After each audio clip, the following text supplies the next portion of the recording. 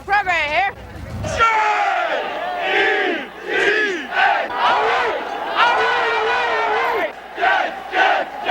We go out there, we play intense, we play aggressively, we play football. That's what we do. And we do it every damn play. And we never let up. And once we jump on top of their ass, we keep after them, and keep after them, and keep after them. Let's go. Here we go.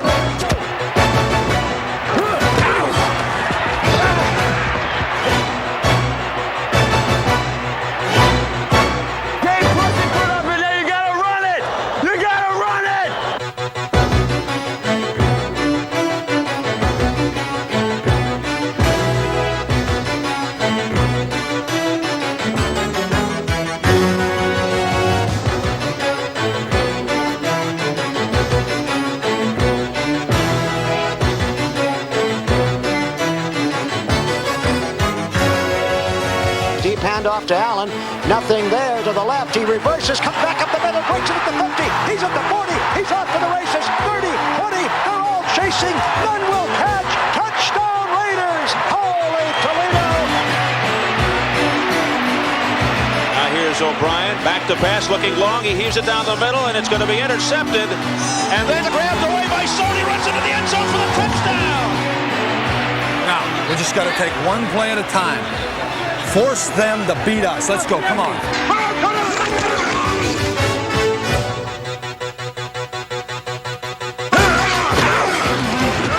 Come on, get there, get there.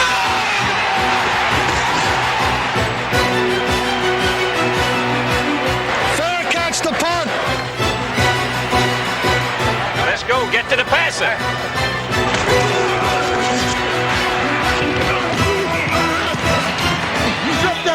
Drop that ball!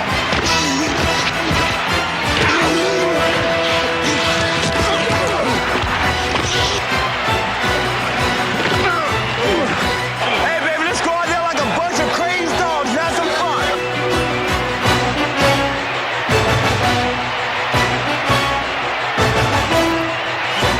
Let's go, killer. This ain't gonna be no place for women and children now, I tell you. When you get knocked down, you got to get up. You got to get up. You can't lay around on the ground. Put it in the end zone!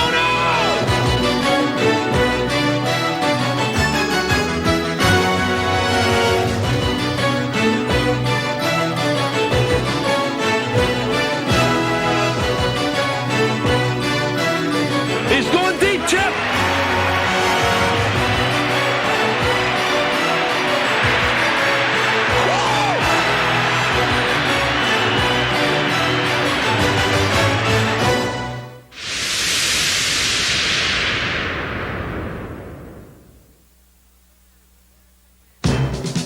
The Bears have captured the NFC Championship. Fire up the gumbo and clear the French Quarter. Here we come. New Orleans for Super Bowl 20. The Patriots are indeed the champions. When the road to the Super Bowl had run its course, only 2 teams remained. But at the beginning, 28 teams embarked upon a grueling marathon. And every contestant believed they could go the distance.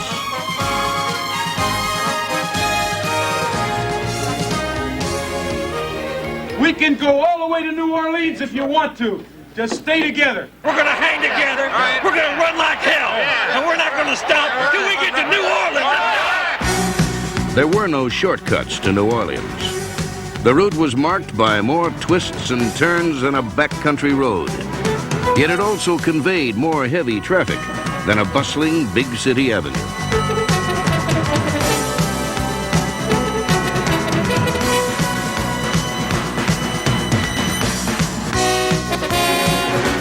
In negotiating heavy traffic, those who carried the ball were fueled by determination, and so were those who caught the ball.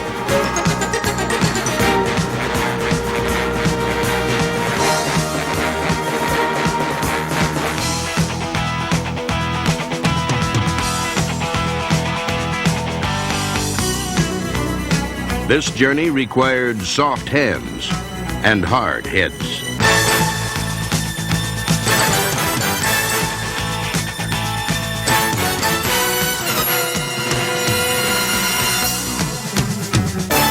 The road to the Super Bowl often suggested a demolition derby, staged on a storm-drenched dirt track, and such conditions produced gritty, down-to-earth heroes.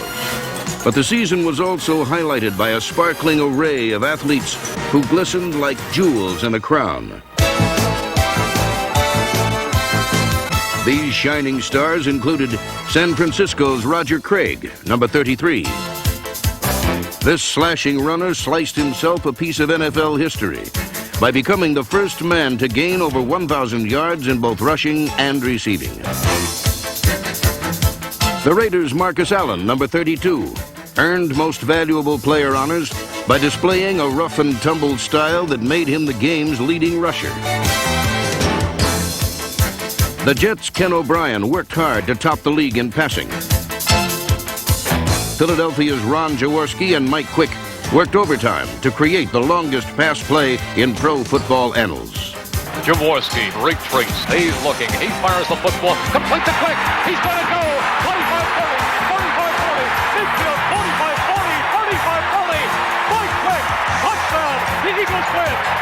Jaworski to Quick, 99 yards. The season's final week saw a 40-year-old record topple when Kansas City's Stephon Page, number 83, totaled 309 receiving yards against San Diego.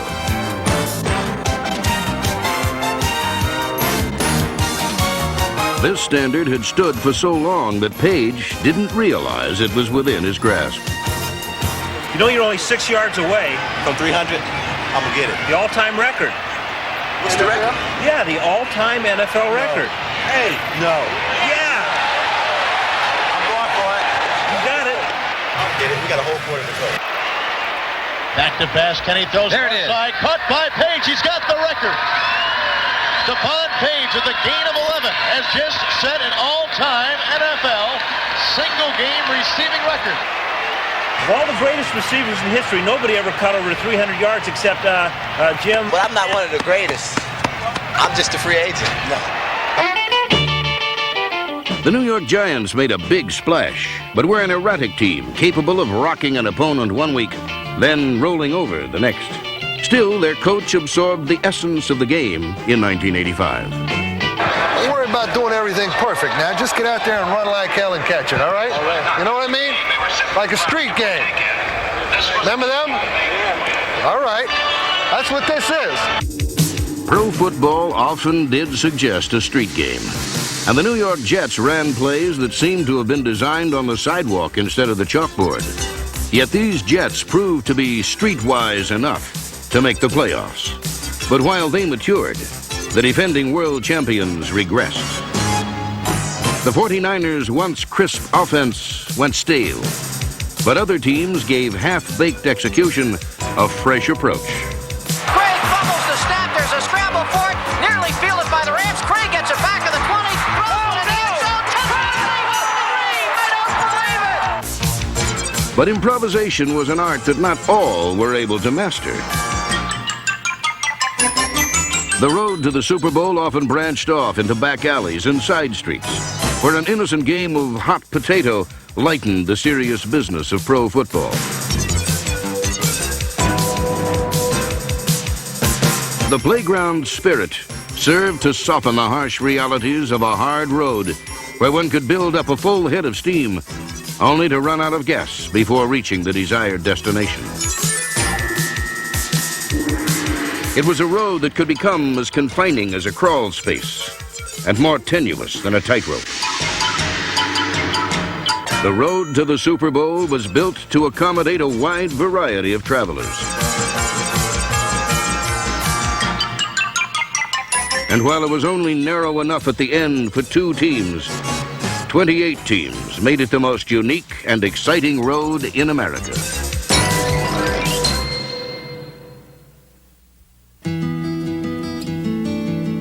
A season's story reflects in the faces of those who've endured so much for so long.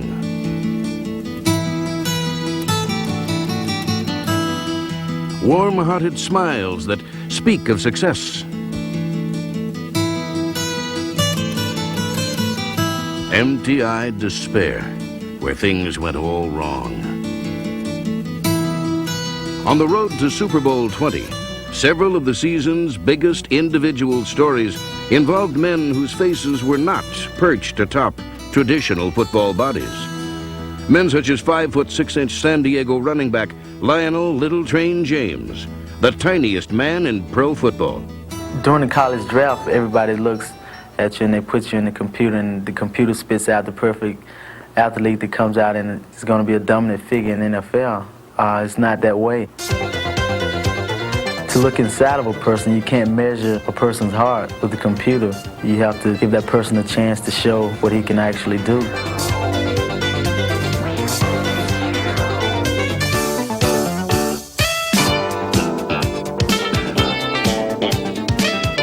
Second and 4 from the 40. Fouts under pressure, steps up, firing long for James. He's all alone. Catch at the 20, 15, 10, 5. Touchdown, Lionel James. In one typical performance, Little Train scored on a kickoff return, a forward pass, and a draw play. And by year's end, when his total yards were tallied, Lionel James had accumulated more of them in one season than any man in history.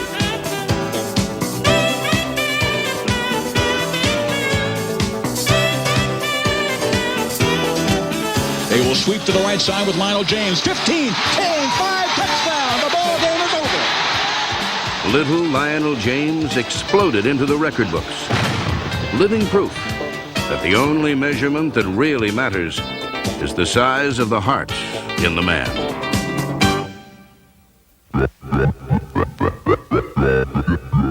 But the year's biggest individual story involved the top draft choice of the Chicago Bears, a 308-pound defensive lineman named William Perry, alias the Refrigerator. Well, I didn't even know him. I'd never seen him, never heard of him.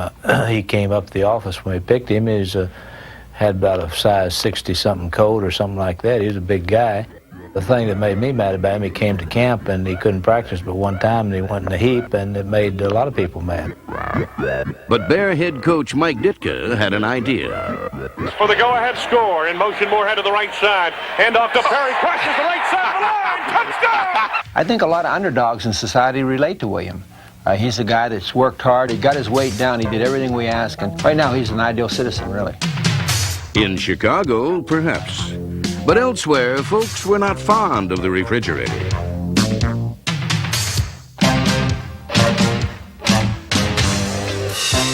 William Perry sparked a revolution. Corpulence came out of the closet. Cholesterol was now king. Fat was where it was at. Refrigerator, Perry, he's my main man. He can get us to the Super Bowl. Nobody can. I said Super Bowl. This calorie gallery called themselves the Refrigerettes, with a minimum weight requirement of 200 pounds.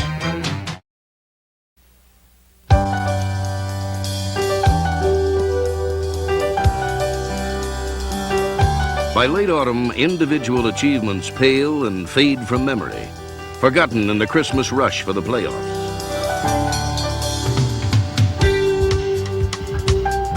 Winter marks the final mile on the road to the Super Bowl.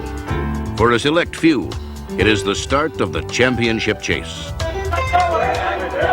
The Los Angeles Rams won the NFC West. Head coach John Robinson's game plans contained few frills and less than a handful of plays. Quarterback Dieter Brock stood small in the pocket, and the passing attack was more often less the result of design than of chance. Brock may be checking off as he looks right and left. Back to throw. Brock looks to the right, fires down the right side for Ellard, and it is broken, caught by Henry Ellard at the 5, and he backs in for the score. It was that first. But there was nothing lucky about the defense. A unit that drove opponents backwards and the Rams forward into the playoffs.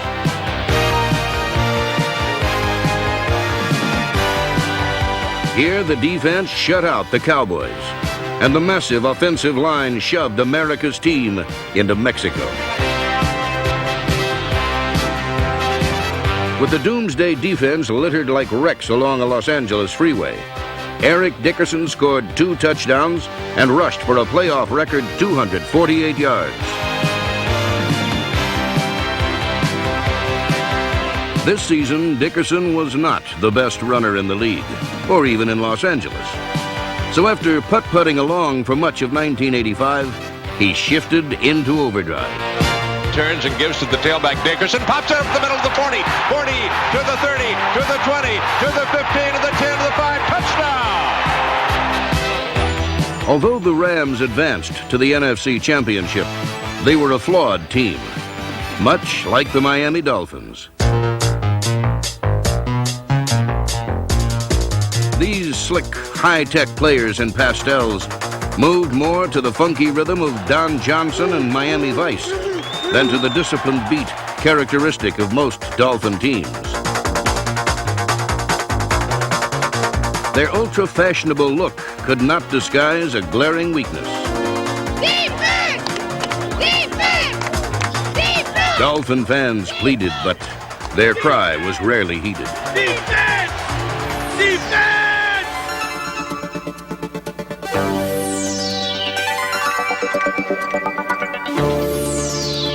The Dolphins could not defense either the pass or the run, and opponents easily exploited both weaknesses.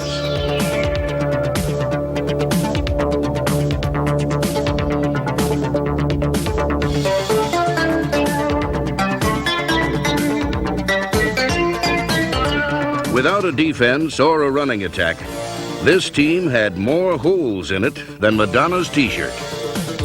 Thus, the importance of quarterback Dan Marino cannot be overestimated.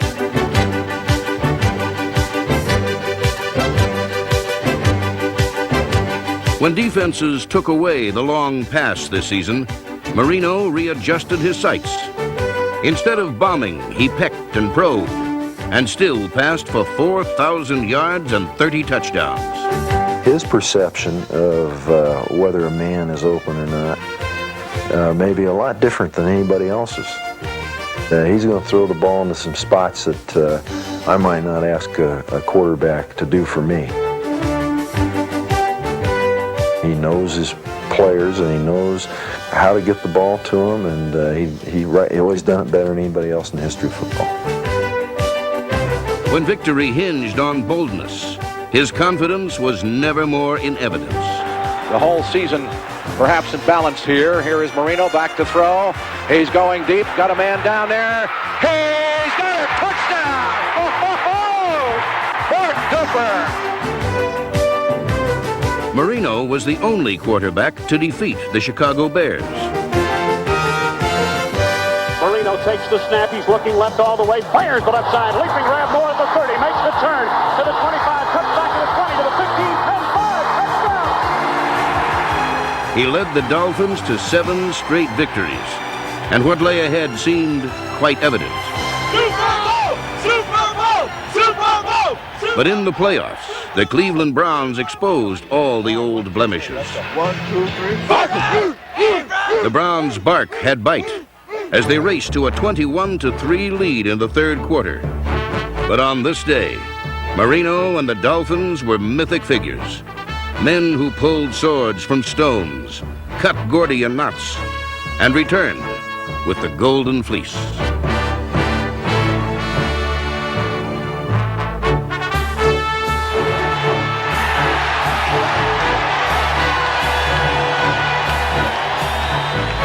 Third and goal from the 1-foot line. Here's a give off. Davenport. He's into the end zone for the touchdown.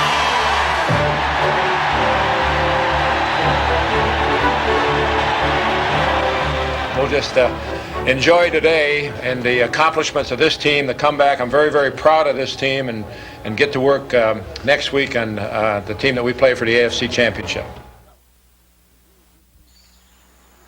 Until this season, the road to the Super Bowl never passed through Foxborough, Massachusetts. Like the rustic setting outside their stadium, the New England Patriots have always been best described as sleepy and quiet. The talent was often there, but not the leadership to guide it. In 1985, however, these slumbering giants awoke. And like the Minutemen at Lexington and Concord who surprised the British, these Patriots ambushed an unsuspecting NFL.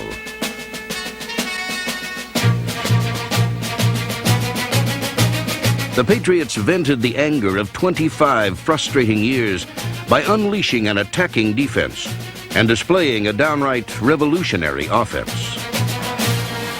It was hailed as the biggest wake-up call in New England since Paul Revere's ride.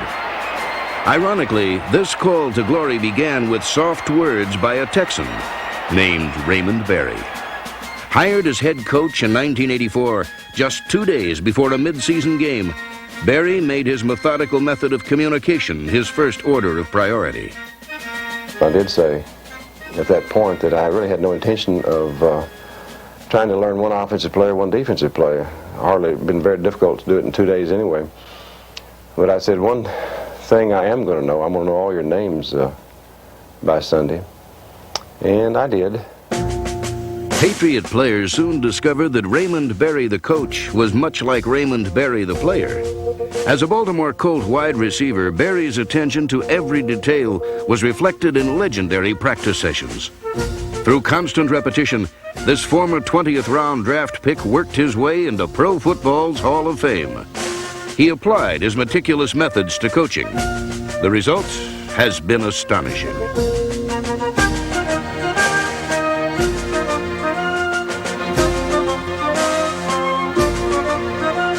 It is Raymond Berry's theory that in football, possession is not 9/10 of the law. It is 100% of it. By practicing how to grab hold of a loose football, the Patriots made recovering fumbles a game day habit, leading the AFC in that category.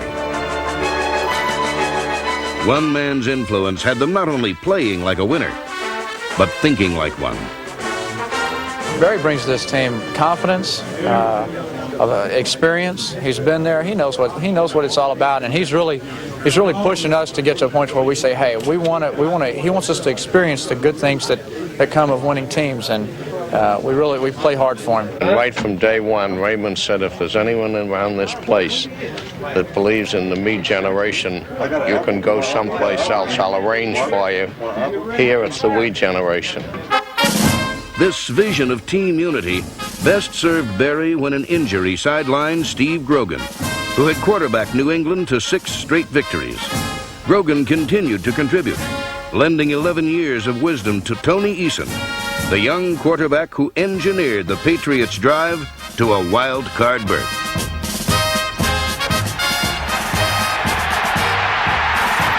The playoff-bound Patriots could not bask for long in the hometown spotlight.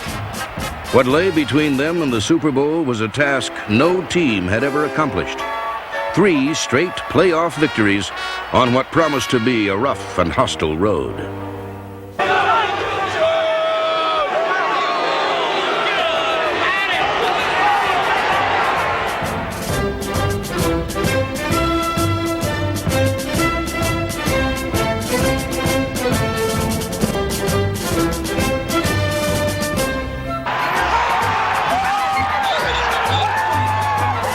New England sent the favored New York Jets packing by making the Meadowlands resemble a Patriot practice field.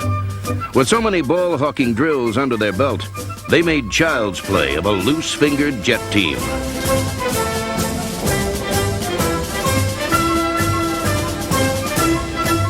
I want to say something, man.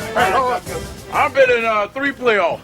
This is the first one we ever put a kicking on anybody. We're going to keep going. In Los Angeles, the Patriots' myth of vulnerability stacked up against the Raiders' myth of invincibility. But within the span of 3 hours, both myths were shattered, and pieces were strewn all over the Coliseum.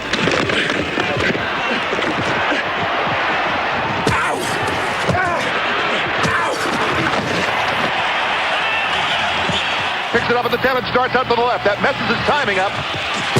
He fumbles again. There's a loose ball. It's in the end zone. They're diving for it. There's a touchdown for the Patriots.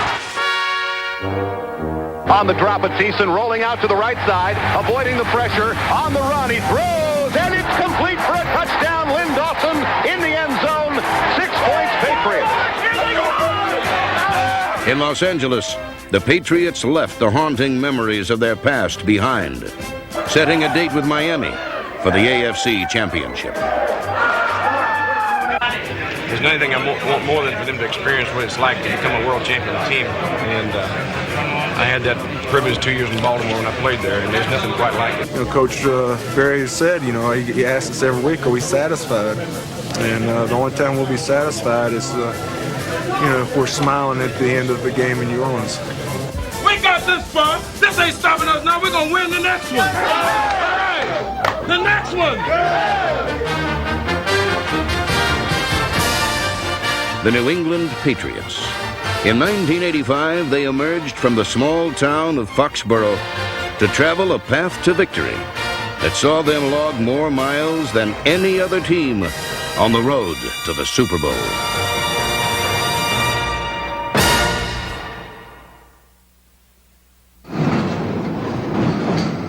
Chicago, city of the big shoulders.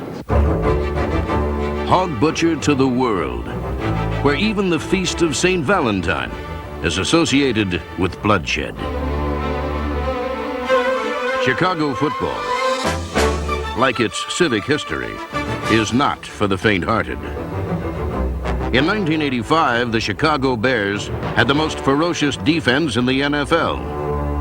We're supposed to be crazy, and people think we're crazy, and once we hit the field, they're expecting something crazy. It's like a pack of wild dogs. You know, if one of them's mean, they're all gonna be mean. Who won?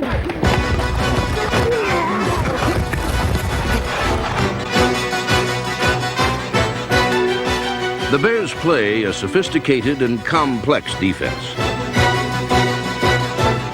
But it still boils down to hitting, something they do with obvious gusto.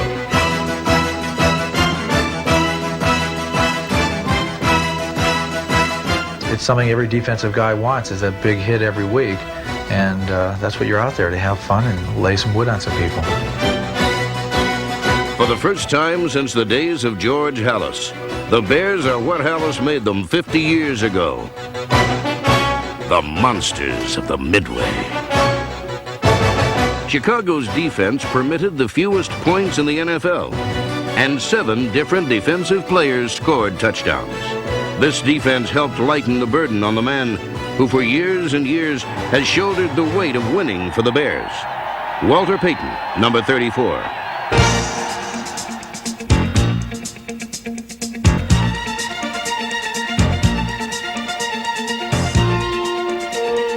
For 11 seasons, Payton has given the Bears every ounce of himself on every play, but never had he reached the Super Bowl.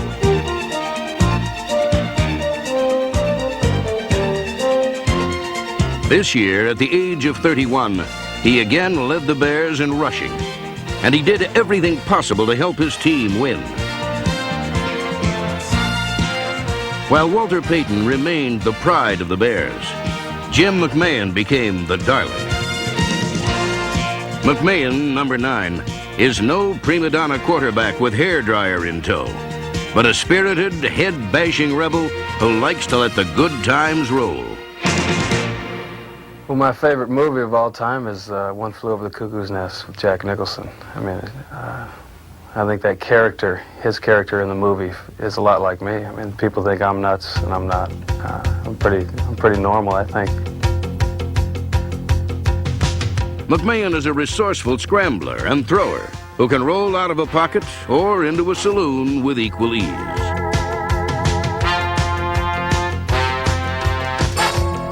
His statistics aren't impressive, but for 3 hours each Sunday, he was almost always the best quarterback in the game in which he was playing.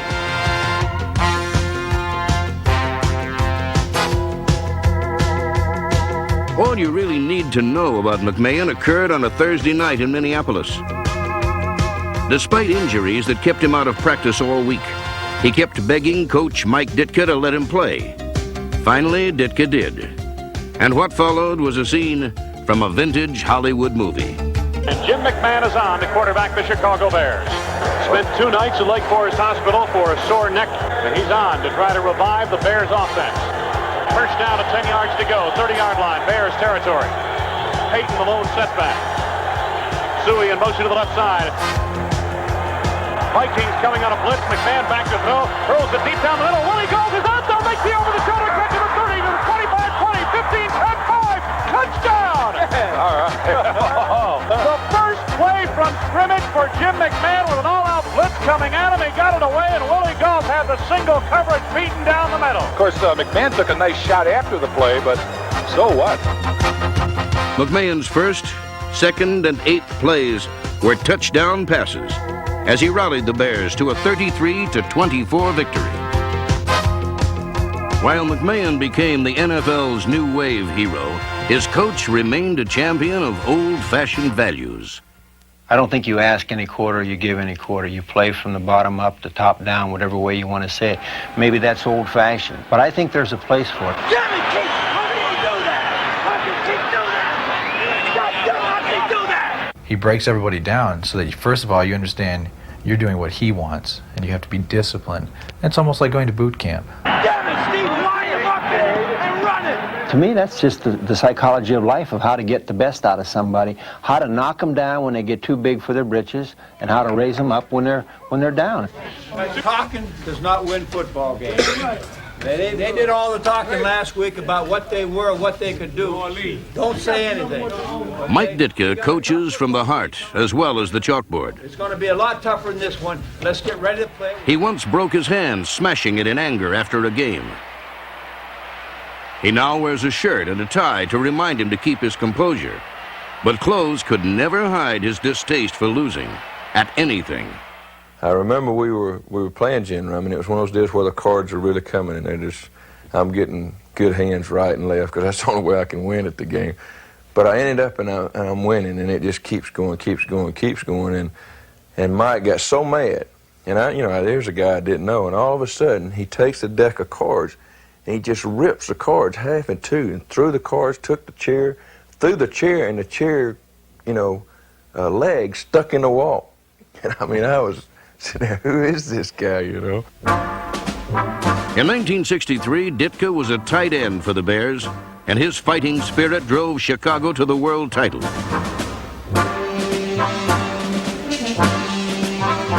Now, 22 years later, that same spirit has unified the team he coaches. I think that he's brought back the toughness in the Chicago Bear organization.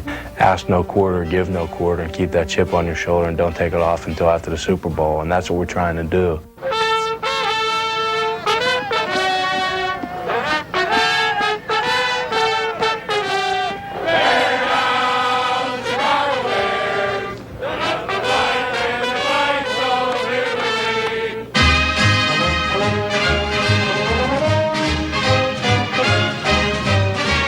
Although they are the youngest team in the NFL, the Bears had the best record. Only one team, Miami, beat the Bears all season.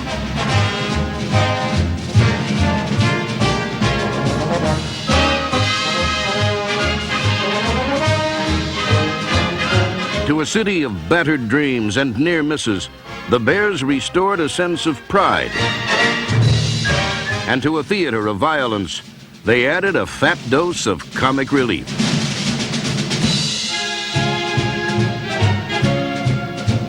Should we give him the finger? Yeah, man. Should we give him the finger? Yeah, man. Should we give him the finger? Yeah, man. We're number one, we're number one, we're number one. Whatever we got on our minds, get rid of it, think football. One thing, 60 minutes. Am I right?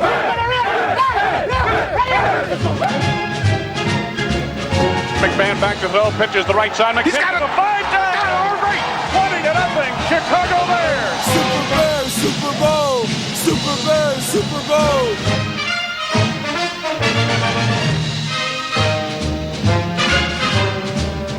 The Bears crushed the Giants 21-0 and earned the right to meet the Rams in the NFC Championship.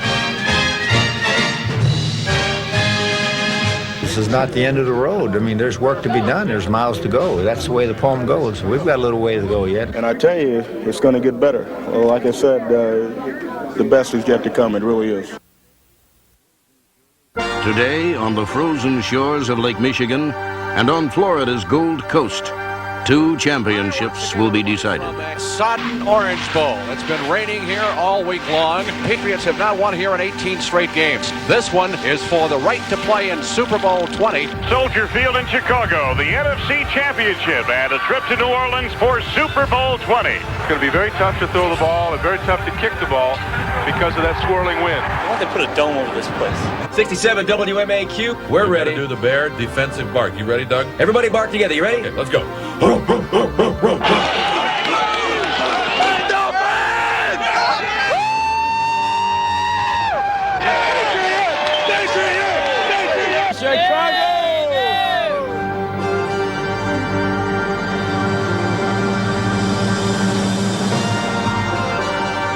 Four teams have traveled this far, but 2 men seem to be riding the wings of destiny and taking their players with them.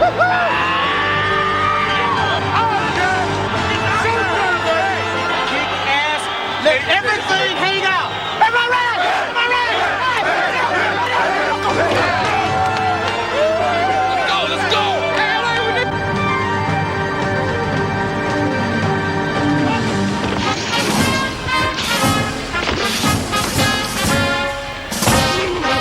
The Patriots are hot. They've beaten the Jets and the Raiders in the last 2 weeks. And Miami's going to have to hold on to the ball today. They're also going to have to stop that running game that's been averaging 145 yards per ball game for the Patriots.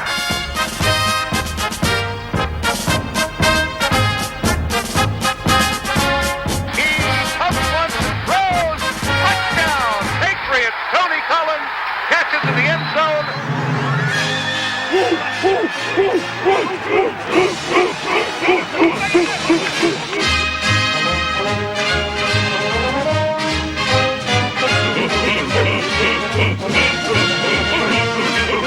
I've never seen the team 15-1 talk so much. You know? They don't deserve to represent us, man. I've never seen a team talk so much. McKinnon in motion to the near side, and McMahon drops back to throw. McMahon steps up now. He'll take himself. He wants to the 15 to the 10. May go all the way to the 5. What did he do there? That one in there, Jim. Win the football as he puts the Bears on top.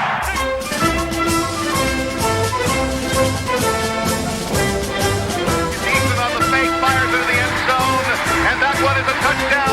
Jinx stinks. The jinx is dead, baby. I'm too young to remember that anyway. I don't know nothing about it either. McMahon rolling left, looking to deal. He fires the left side of the end zone. Good call, Mike. Good call. As the Rams and the Dolphins watched their Super Bowl dreams fade, the Bears and the Patriots settled in and let their fantasies take flight.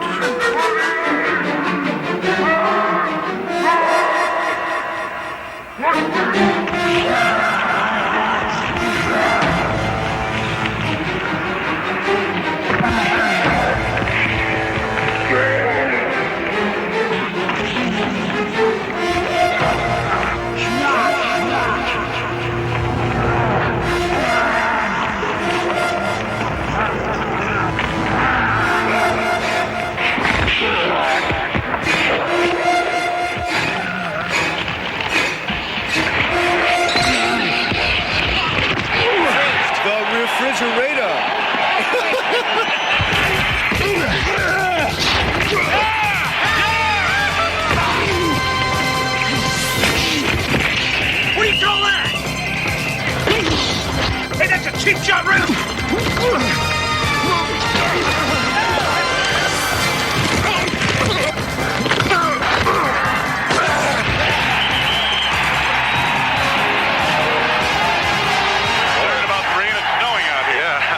So it's really starting to whip out there. It has gotten colder steadily, and now the weather that everybody talked about I wonder if they're finally arrived. Maybe they're cheering for the snow. I think they are. Huh.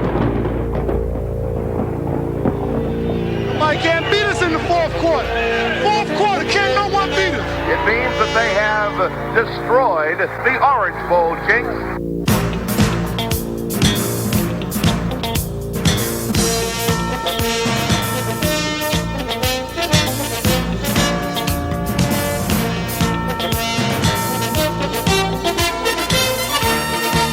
They put it away today by beating the Dolphins, winning the AFC Championship, and opening the door to the Super Bowl in New Orleans, Louisiana.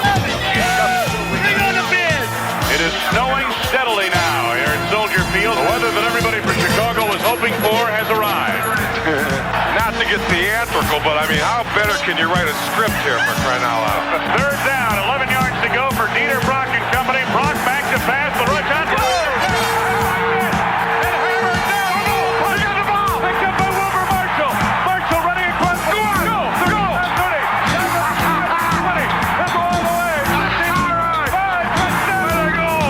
The crowning jewel in their NFC championship. 28 teams started the journey under the summer sun. Only 2 remain on course, racing toward January's final Sunday. The Chicago Bears and the New England Patriots have never traveled this far on the road to the Super Bowl. They are about to discover that this last mile is the most glorious.